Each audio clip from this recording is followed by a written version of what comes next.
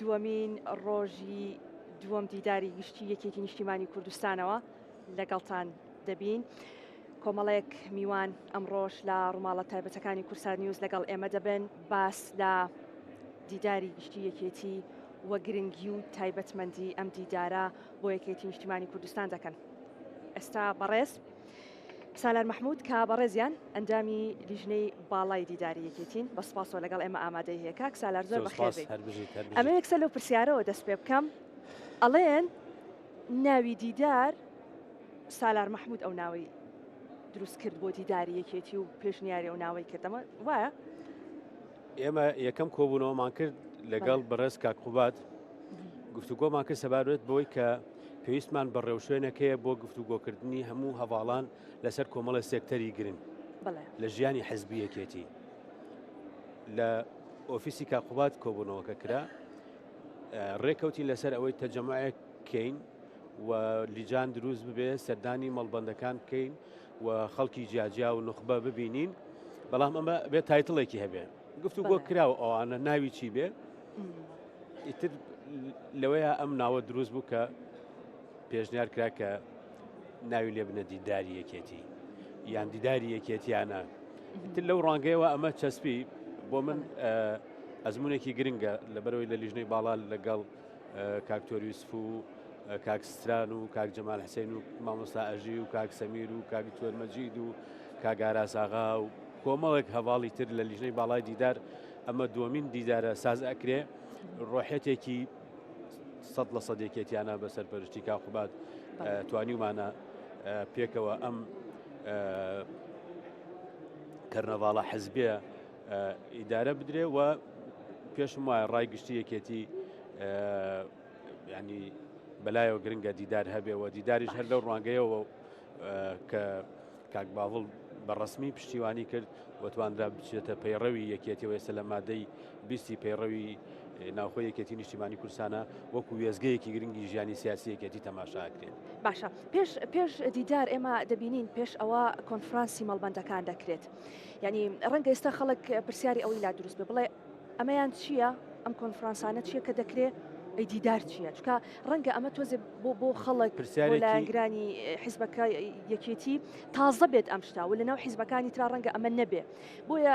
جۆرێک سەر لێ شێواوی لە لای خەڵک دروست ئەبێ کۆنفرانس بۆ دیدار بە دوایدا بۆ پرسیارێکی گرنگە. کۆنفرانسەکان ئێمە ئەم جاریان نۆ کۆنفرانسمان لە مەڵبەندەکان و لە پارێزگاکان و ئیدارە سەربەخۆکان کردووە. سروشتی ئەو کۆنفرانسانە لەگەڵ دیدارە گەورەکە جیاوازەکەی ئەوەیە لە کۆنفرانسەکانی ناوچەکانە کۆمیتەکان بەشداریەکەن. کۆمەڵک هەواڵمان هەن لەو دەڤەرانە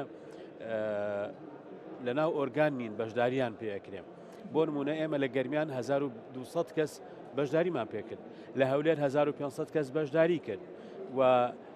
هەموو ئەو هەواڵانە ناتوانرێت جارێکی تر بگوێزرێنەوە بۆ دیدارە گەورەکە. ئەنجومەنی مەڵبەندەکان ئەنجومەنی مەکتەبەکان هێنراونەتە دیدارە گەورەکە، بەڵام لەوێ لەسەر ئاستی کۆمیتەکان کە ئەتوان بڵم بڕبڕی پشتی ژیانی حزبی ئێمەیە بەشداریان پێکراوە. گرنگترین شت بە نسبەت ئێمەوە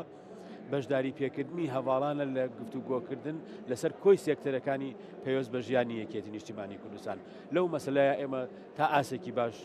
توانیمان موفق بین و خەڵکێکی زۆر سەرنجی ڕاستپاردەی پێشنیاری ڕەخنەی پرۆژەی هەبووە لەسەر ئاسی کۆمیتەکان بڕاتە بێ خەڵکی هاوڵاتی بووە پرۆژەی هەبوو بۆ یەکێتی نیشتیمانی کوردستان چکە یەکێتی بۆ خەڵکە. بۆچی ئەمە گرنگە بەلاتانەوە کە خەڵک ڕای هەبێ مناقەشات بکە بەشدار بێ لە داڕشنەوەی سیاسەتی یەکێتی ئەمە بۆ بەلای ئێوە ئەوەندە گرنگە؟ خۆی یەکێتی تەبیعەتی جیاوازە لە زۆربەی حزبی تر بە بەردەوامی نوێبوونەوە لە ناوێکێتی پەیوەستە بە گفتوگۆ، پەیوەستە بە بیر و ڕاگۆڕینەوە، پەیوەستە بە ڕەخنە و ڕەخنە لە خۆگرتن، پەیوەستە بۆ پرینسیپانەی کە ئێمە بە بەردەوامی لەسەر پرسەکان گفتوگۆی جدی بکەین بۆ ئەوەی بگەینە باشترین میکانزم بۆ جێبەجێکردن. تەبیعەتی یەکێتی تەبیعەتی حزبێکی داخراو نییە لە ڕاستیە. ینی بەڵام هەندێک جار بگاتە ئەوەی تۆ ئەم ڕەخنە و سەرنج و تێبینیانە گوێ لێ نەگری و کاری پێنەکەی خەڵک ئەچێ لە شوێنی تری ناشایستە دەردەدڵی خۆیەکە یان ئەچێتە سۆسیال میدیا یان ئەچێتە کەناڵی جیاجای ترەوە کە ئەمە بکارێکی باش نییە. یەکێک لە ئەهمیەتەکانی دیداری یەکێتی ئەوەیە گفتوگۆکان ئیشی پێ ئەکرێ سەرنج و پێشنیارەکان ئەکرێتە پرۆژە و ئەخرێتە بەردەست مەکتەبی سیاسی و ئەنجومەنی سەرکردایەتی بۆ جێبەجێکردن و ئەمە ڕەنگە پرسیاری بەشێکی زۆری خەڵک بێ هەر بەڕاستی ینی ئەوەی کە خەڵک دەیەوێت و ئەوەی کە خەڵک دەیڵێت بەڕاستی کاری پێ دەکرێت دواتر خۆی ئەگەر ئێمە تەماشا بکەین لە یەکەم دیدارەوە کە کۆنگرە بەسرا کە توانرا پەیکەری حەزب بگۆڕێ کە توانرا کۆمەڵێک تەشکیلی سەرکردایەتیش بگۆڕێ و ئێمە لەکسەر لەوەوە چونە ناو هەڵبژاردننی ئەنجومەنی پارێزگاکان کەرکووکمان بردەوە و لە پەرلەمانی کوردستان هەڵبژاردننی پەرلەمانی بەم سیستەمە تازەی کە ژیانی حەزبی ئێمە لەگەڵ چوارچێوەی کۆمسیۆنی هەڵبژاردن بە وێزگە و ناوەند و بنکەکانەوە دابڕێژینەوە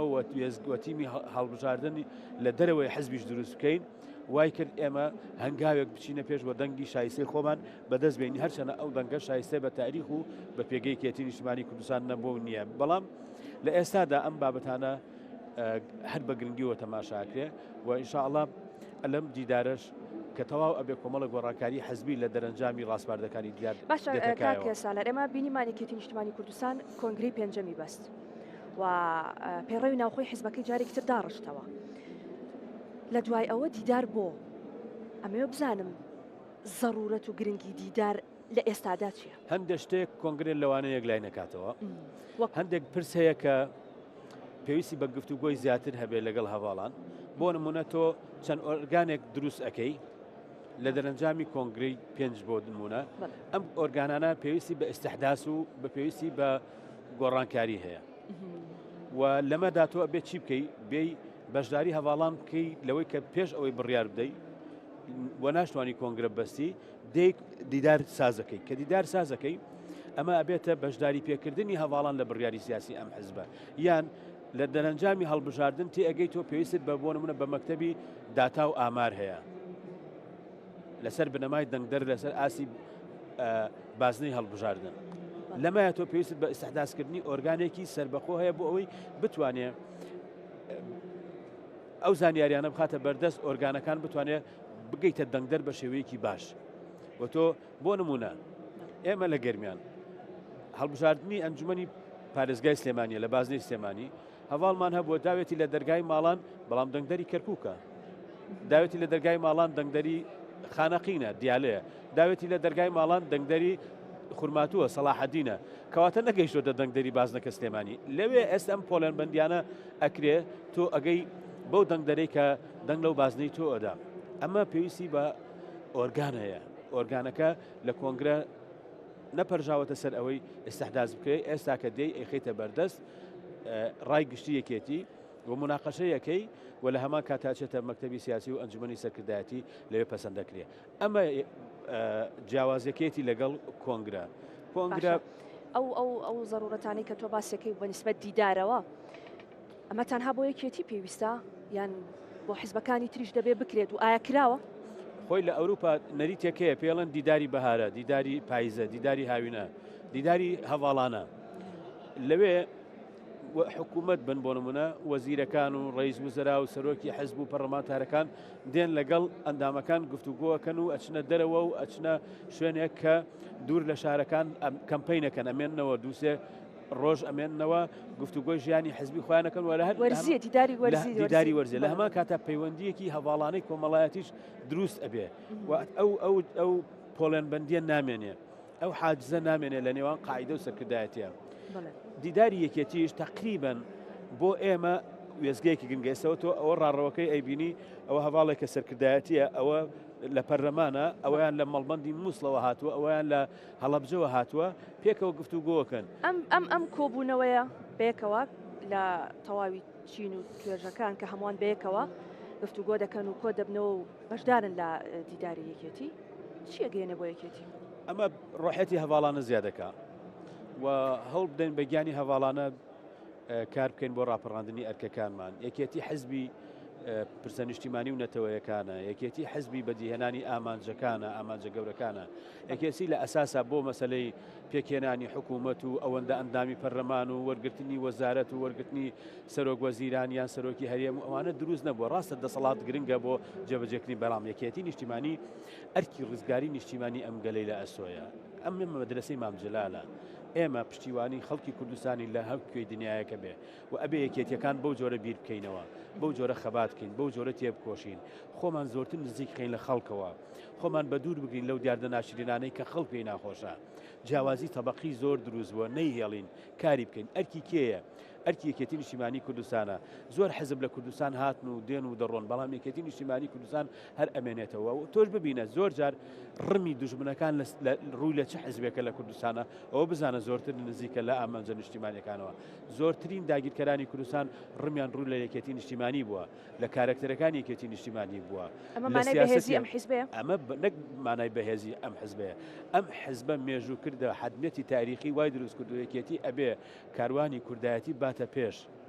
زیاتر بیباتە پێش هەرچەنە ئێمە لەم مەسەلەیە قوربانی زۆر زۆرمان داوە و شانازی ئەەکەین کە دەستمان نەچۆتە خوێنی خەڵک و دیفاعمان لە خاکی خۆمان کردووە و ئەو میشە داگیرکەران بوون ڕوویان لە ئێمە بووە بەڵام بۆ ئێمە شانازیە گەورەکە ئەوەیە کە ئەو پەرچەمە نەیەڵین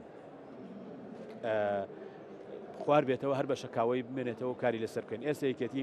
لەسەر ئاسی بەشەکانی تری کوردستان بە هێزی پشتیوان هەر ناسراوە لە شاخ بە هێزی پشتیوان ناسرا بوو ئێستا لە ڕووی سیاسیەوە یەکێتی هێزی پشتیوانی سیاسی چارەسەری مەسەلەی کووردە لە ڕۆژهەڵاتی ناوەڕاست و ئەو بەشانی کە کوردستانی بەسەردا دابەش کراوە دیداری یەکێتی مناقەشەی ئەم بابەتانە شەکا